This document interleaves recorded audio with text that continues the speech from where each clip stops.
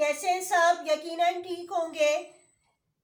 आप लोग जो चैप्टर पढ़ रहे थे हेल्थ एंड हाइजीन का, इसमें पहले मैंने आपको बताया था प्रीवियस लेक्चर में कि ये आपका चैप्टर जो है पूरा एक्सप्लेन हो गया है। ठीक है, आज जो है इसका हम रिव्यू कर रहे हैं, यानी कि जो कुछ आपने पढ़ा है उसको एक दफा मैं ब्रीफली जो है वो एक्सप्लेन करूंगी कि आपको याद आ जाए कि आपने क्या क्या इस चैप्टर में पढ़ा था। तो आइए देखते हैं। सबसे पहले जो है आपने पढ़ा था इसमें बैलेंस डाइट के बारे में।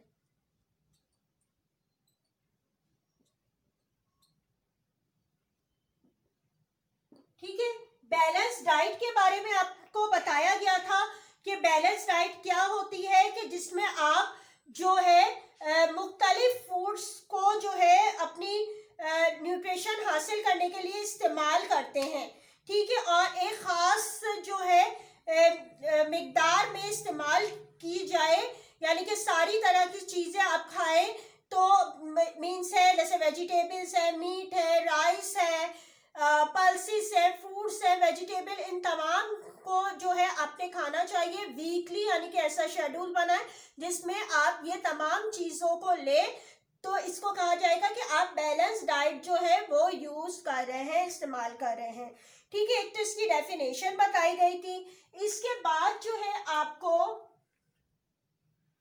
डिफरेंट फूड ग्रुप्स बताए गए थे।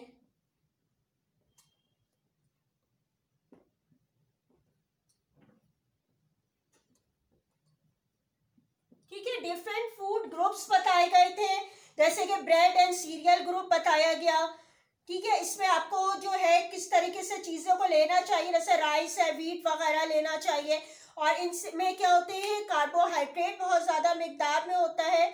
और इसके अलावा फिर आपको second group vegetables and fruit group बताया गया, जिसको आपको इस्तेमाल करना चाहिए, जो यानी कि जो मौसम की सीज़न के लिहाज से फ्रूट्स और वेजिटेबल्स आ रही है उनको तो लाजमी ही इस्तेमाल करना चाहिए। फिर मिल्क ग्रुप के बारे में बताया गया कि मिल्क पीना चाहिए, और बच्चों को तो ख़ास तौर पे डेली ही जो है वो लेना चाहिए मिल्क, क्योंकि इससे जो है बड़ों को भी इस्तेमाल करना चाहिए, लेकिन बच्चों की ग्रोथ क्योंकि हो रही होती है तो उस वक्त कैल्शियम की उन्हें ज़रूरत होती है ताकि आपकी बोन जो है वो स्ट्रॉन्ग हो, और इसके लिए मिल्क पीना चाहिए। इसके बाद मीट, पल्सेस एंड बीन के ग्रुप को बताया गया कि हमें मीट, पल्सेस वगैरह भी इस्तेमाल करना चाहिए, क्योंकि इनमें प्रोटीन्स बहुत ज़्यादा मिकदार में मौजूद होता है। इसके बाद फैट एंड ऑयल के बारे में बताया गया कि ये भी हमें इस्तेमाल करना चाहिए, लेकिन एक ख़ास लिमिट में। ठीक है, इसको इस्तेमाल करना चाहिए, नहीं कि ये मुख्तलिफ ग्रुप्स के बारे में और इनको कौन कौन सी फूड इस्तेमाल करनी चाहिए पूरा डिटेल में आपको समझाया जा चुका है। इसके बाद है नंबर 3, थर्ड टॉपिक आपको बताया गया था एक्सरसाइज एंड रेस्ट, कि हमें बैलेंस डाइट इस्तेमाल करने के साथ साथ क्या करना चाहिए, एक्सरसाइज भी डेली करना चाहिए ताकि हम फिट रह सकें। ठीक है, और मुख्तलिफ जो बेनिफिट्स हैं एक्सरसाइज के वो सारे एक्सप्लेन किए गए थे आपको। इसके अलावा जो है आपको ये बताया गया था कि एक्सरसाइज करने के कहाँ करनी चाहिए, कि ऐसी खुली फजा में करना चाहिए कि एटमॉस्फेयर में, ताकि आपकी जो है फ्रेश एयर आपके अंदर जा सके।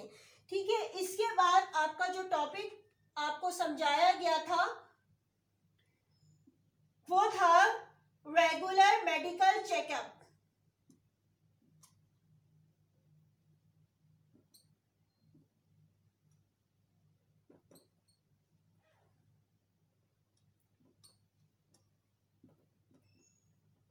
ठीक है, इसमें आपको बताया गया था कि आपको अपना रेगुलर मेडिकल चेकअप करवाना चाहिए, कि आप जो है मंथली या 2 मंथ में अपनी जो है हाइट और वेट को चेक कराएं, अपने टीथ को चेक करवाएं, ताकि आपको अगर कोई डिजीज हो रही है तो वक्त से पहले आपको पता चल जाए और वो सही हो सके। इसके बाद जो है आपको डिजीज से रिलेटेड एक पूरा कंप्लीट बहुत डिटेल में टॉपिक को एक्सप्लेन किया गया।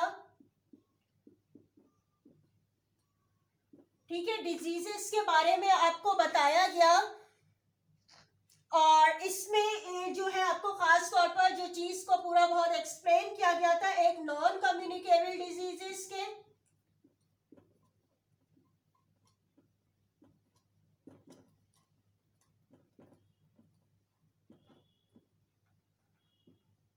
और इसके अलावा कम्युनिकेबल डिजीजेस।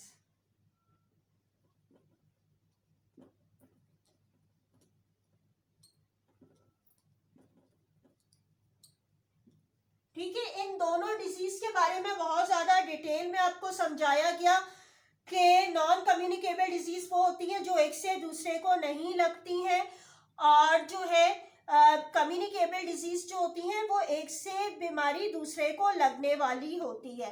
ठीक है, इसके बारे में बहुत ज़्यादा डिटेल में आपको समझाया जा चुका है कि जो नॉन कम्युनिकेबल डिजीज होती है कि आपकी कोई डेफिशिएंसी डिजीज भी हो सकती है कि आपकी बॉडी में जो है कोई विटामिन जो कोई न्यूट्रिएंट की कमी हो तो उससे कोई डिजीज हो, जिसके बारे में आपको बताया गया था जैसे विटामिन ए की कमी से नाइट ब्लाइंडनेस की बीमारी होती है, और जो है विटामिन बी की कमी से बेरी बेरी, और इसी तरह जो है मुख्तलिफ आपको विटामिन के बारे में बताया गया कि उनकी कमी से कौन सी बीमारी होती है और कौन सी फूड को हमें खाना चाहिए जिससे हम ये सही हो सकें। इसी तरह मिनरल्स जो आपकी बॉडी को चाहिए होते हैं उनमें भी अगर कमी हो, आपकी बॉडी को नहीं मिल रहे हो मुनासिब मिकदार में मिनरल्स, तो उससे भी जो है आपको मुख्तलिफ डिजीज हो सकती हैं।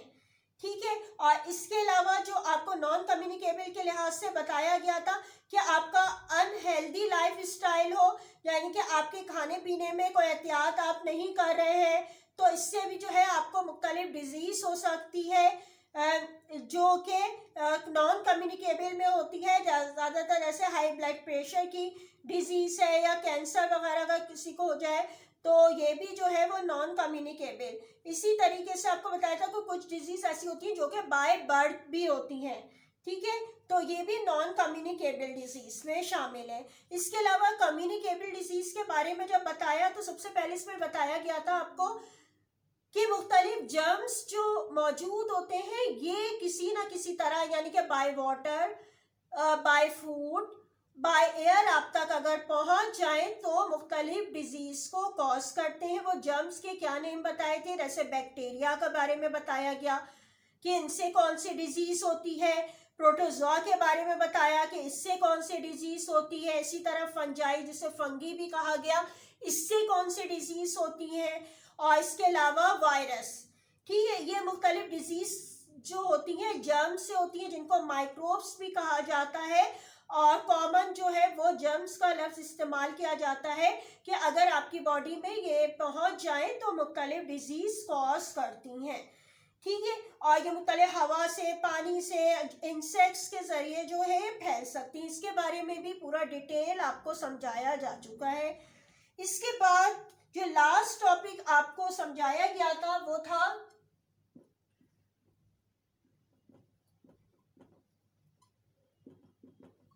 प्रिवेंशन ऑफ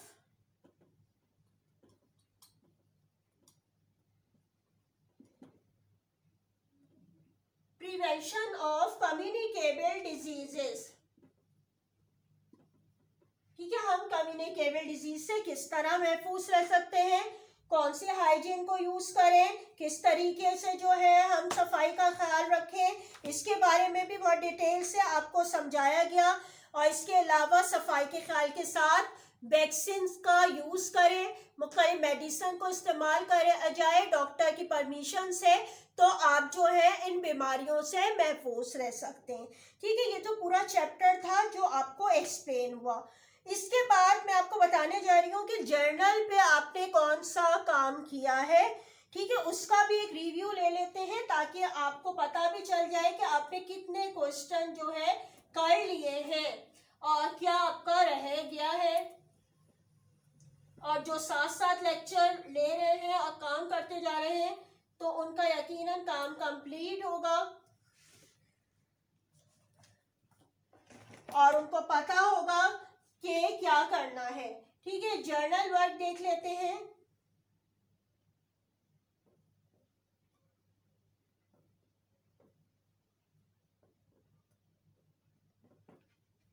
इसमें आपने टोटल जो मैंने आपको क्वेश्चन आंसर करवाए हैं वो कितने हैं? Question number 1 to question number 13, ठीक है, टोटल 13 क्वेश्चन आंसर्स हुए, ठीक है, ये आप चेक कर लीजिए सब। और इसके बाद जो आपको करवाया गया है डायग्राम्स थे, ठीक है। अब ये डायग्राम्स कहाँ थी? ये फूड के डिफरेंट फूड ग्रुप्स जो आपको करवाए थे वहां पे मौजूद थी। इसके अलावा मैंने आपको प्रोटोजोआ और जो फंजाई की भी डायग्राम ड्रॉ करवाई है, ठीक है। और डिफरेंट फूड ग्रुप 5 ग्रुप्स थे, उनकी जो है वो बनवाई गई थी, और ये 2 माइक्रोब्स की थी। ये आप चेक कर लें, आपने बना ली है। और इसके अलावा आपको MCQs दिए थे मैंने लास्ट ही लेक्चर में, आपको ये होमवर्क था MCQs का, ठीक है। ये यहाँ तक तो सबका हुआ होगा और ये मैंने करवा दिया है। इसके बाद जो है आज थोड़ा सा एक और आपको होमवर्क दे रही हूँ, ये लास्ट है चैप्टर का, फिर आपका चैप्टर कंप्लीट हो जाएगा, ठीक है। ये आपका होमवर्क के लिए आप देख लीजिएगा, बुक पेज नंबर आपके है 22 पे, ठीक है। 22 बुक पेज नंबर पे है, ये आपका ट्रू एंड फॉल्स है, ठीक है। यानी कि नंबर 4 आपका है ट्रू एंड फॉल्स।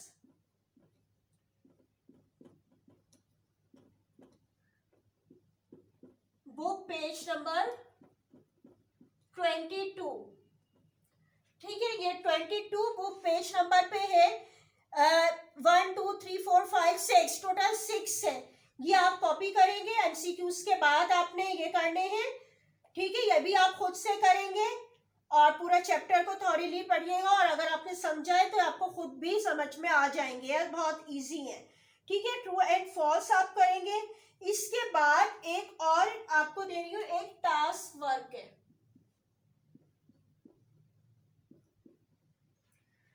ये टास्क वर्क कहाँ है? ये भी आपके बुक पेज नंबर 22 पे ही है, ठीक है। ये बुक पेज नंबर 22 पे ही लिखा हुआ है, draw the diagram of food pyramid for a balance diet, ठीक है। आपने क्या करना है इसके लिए, अभी मैं आपको दिखा भी दूंगी। एक कंप्यूटर का पेपर लीजिएगा, कलर पेपर, उस पे आपने फूड पिरामिड की डायग्राम ड्रॉ करना है। पहले तो सबसे पहले आपने टास्क वर्क की हेडिंग डालेंगे, ठीक है। इसके बाद आपने क्या करना है, ये क्वेश्चन लिख देंगे जो आपका बुक में है 22 पेज पे, draw the diagram of food pyramid for a balance diet. आप पेज नंबर 13 ओपन कर लीजिएगा, जो फूड पिरामिड का आपका पूरा बना हुआ है, इस तरीके से आपने पूरा ड्रॉ करना है, इसकी लेबलिंग वगैरह सब, ठीक है। कलरफुल डायग्राम पूरा नीट एंड क्लीन होगा। यह आप पूरा एक पेज पे ड्रॉ करेंगे कंप्यूटर के पेपर पे, साइड पे आपकी लेबलिंग इसी तरह होगी, और हेडिंग आपकी नीचे डालिएगा, food pyramid for a balance diet, और इस पेज को पेस्ट कर दीजिएगा अपनी कॉपी में, ठीक है। ये आपके कॉपी में जो है वो पेस्ट होगा, तो ये टास्क वक्त तक आपका पूरा चैप्टर कंप्लीट हो गया है, यानी कि एक्सप्लेनेशन तो पहले ही हो चुकी थी। आज जो काम है आपका रिटर्न वर्क का, वो पूरा यहाँ तक जो है टास्क वक्त तक कंप्लीट हो गया है, ठीक है। और इस टास्क का आंसर मैं बता रही हूँ आपको 13 पेज पे है, ठीक है। आंसर कहाँ मिलेगा? 13 पेज, यानी कि ये डायग्राम है पूरी फूड पिरामिड की जो आपने बनानी है, ठीक है। इसको जब एक्सप्लेन किया था, जब भी आपको याद होगा, मैंने बोर्ड पे भी ड्रॉ करी थी। ये पूरा सफाई से कीजिएगा। अभी मैं इसको आपको दिखा रही हूँ कि क्या आपने करना है, किस तरह बनानी है, और ये पूरा चैप्टर आपका कंप्लीट हो गया है। क्लास 5 अपना होमवर्क देख लीजिए। आपको मैंने ट्रू एंड फॉल्स दिए हैं, वो तो आप बुक पेज नंबर 22 से करेंगे, ठीक है। ट्रू एंड फॉल्स है वो 6 है टोटल। बी एक्सरसाइज वो आपने 22 पेज से कर लेंगे। फिर लास्ट में आपने क्या करना है, एक टास्क वर्क दिया है आपको कि draw the diagram of food pyramid for a balance diet. इसके लिए आप कंप्यूटर का पेपर एक लगाइएगा और उसमें आपने ये ड्रॉ करना है। पहले क्वेश्चन लिख दीजिए, और ये फूड पिरामिड आपकी बुक में भी पूरा बना हुआ है इसी तरीके से 13 पेज पे, ठीक है। 13 पेज पे आपका बुक पे फूड पिरामिड की पिक्चर बनी हुई है, और इसकी हेडिंग भी नीचे आप इसी तरीके से देंगे, ये भी आपकी बुक में भी मौजूद है, आपको सिर्फ एक मैं दिखा रही हूँ कि किस तरीके से जो है कंप्यूटर के पेज पे कलरफुल उसको करके बहुत सफाई से आपने काम करना है इसको, कि एक तकरीब ये जो है आपका एक तरह से एक एक्टिविटी वर्क भी होता है। तो ये आपने पूरा इसको कंप्लीट करना है, ठीक है। ये आप जो है इस तरीके से इसको कर लीजिएगा पूरा।